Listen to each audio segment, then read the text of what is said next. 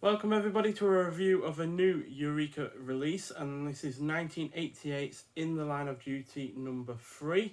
So this is being released on 20th of March 2023, but I got this slightly earlier because I pre-ordered it. So yeah, this is directed by Arthur Wong and Brandy Yoon, and it's a Hong Kong action film, just like the likes of Royal Warriors and Yes Madame. It's in the same kind of vein as those films. And yeah, it's clocking in at 84 minutes long. Stars Cynthia Khan, who I've not seen anything from before, but she is starring in the fourth film in the Line of Duty series, which we'll take a look at on Monday to celebrate the release of both of these films together. And yeah, it also stars Hiroshi Fujioka, who was also in the X from Outer Space, which is kind of like a kaiju film from the late 60s, which I kind of enjoyed. And yeah, it's about a pair of thieves who, after staging an outrageous jewelry heist in Tokyo, travel to Hong Kong to trade their stolen goods. When things don't go to plan, they go on a violent rampage through Hong Kong, and the only one standing in their way is a newly promoted police cadet and a Japanese cop with a personal vendetta. So Fujioka plays the Japanese cop, and Cynthia Khan plays the cadet. So yeah, and it's a bit interesting that this isn't just set in Hong Kong. There are bits set in Japan.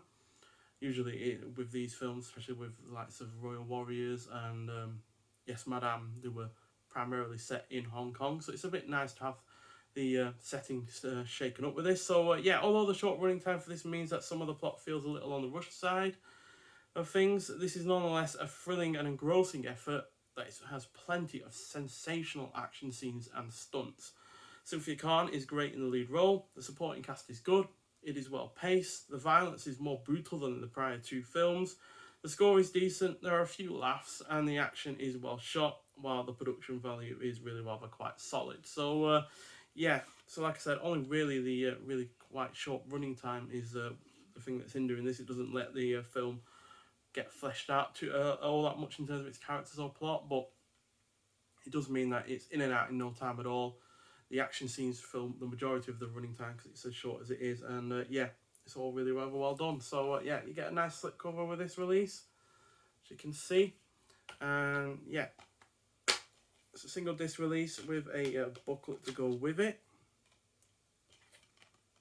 as you can see. And as per usual, you do get the new artwork on the one side, but if you so wish, you can swap it out for one of the pieces of the original artwork as well, which I quite like. Although she doesn't actually use that gun. It is a gun that shows up, but it's not a gun she actually uses. But yeah, still, the booklet as well.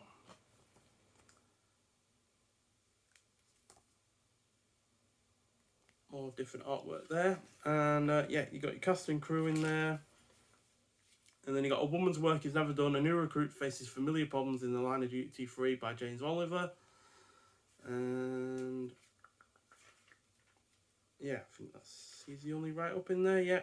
And then, yeah, which is a pretty decent write-up. That's about 13 or so pages, I believe. And yeah, it's had a decent restoration going on with this as well. But you also get a whole host of posters that are shown inside of the booklet, as you can see. I always like seeing different versions of the same poster or for the same film. So it's nice to see that. You only got shots from film as well. And yeah, in terms of the film itself, in terms of restoration, it's had a brand new 2K restoration that's in 1080p HD. You can watch the film in Cantonese and English.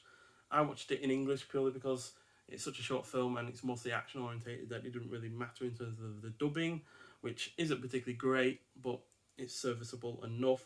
And yeah, you get a brand new length audio commentary by Asian film expert Frank Jiang, a brand new feature length audio commentary by action cinema experts Mike Leader and Arne Wemer, or Venemi, and yeah, and you also get trailers as well. So yeah, it's all in all a very good film. I wouldn't say it's as great as maybe Royal Warriors. I think I enjoyed that a little bit more than this, but it's as good as Yes Madame, and yeah, it's on the whole a really rather cracking film and a great showcase for Cynthia Khan and her abilities as an actor and also as an action star, because she does a lot of her own stunts and a lot of her own fight scenes, and she's absolutely really good. And this was apparently her first leading role as well. So yeah, she does a great job in that leading role. And yeah, really looking forward to seeing what she can do in the fourth film, which she stars alongside Donnie Yen.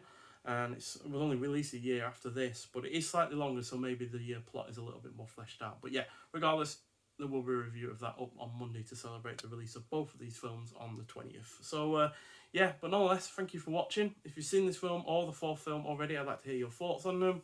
And yeah, I'll see you in the next one. Bye.